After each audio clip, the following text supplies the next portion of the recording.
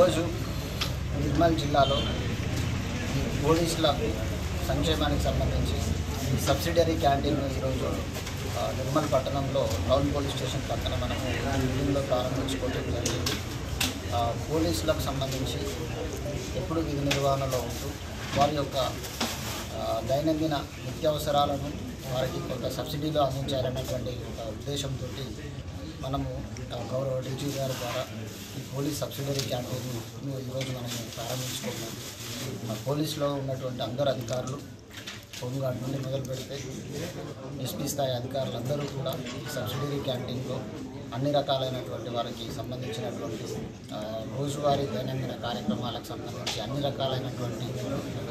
అవసరాలను క్యాంటీన్లో మనం ఇవ్వడం జరుగుతుంది. ఈ నిత్యావసర వస్తువులను అదేవిధంగా వారికి అవసరమైనటువంటి ఎలక్ట్రానిక్ గూడ్స్ కూడా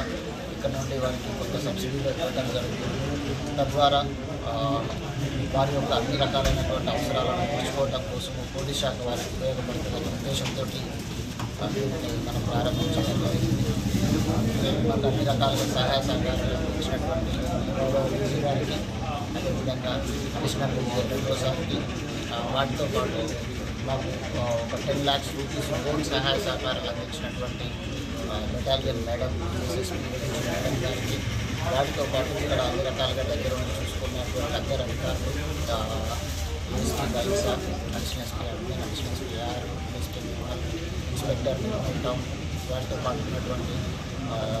పరిధిలో ఉన్నటువంటి అందరూ ఇన్స్పెక్టర్, పరిధిలో ఉన్నటువంటి ఇన్స్పెక్టర్స్, తర్వాత ఆర్ఐస్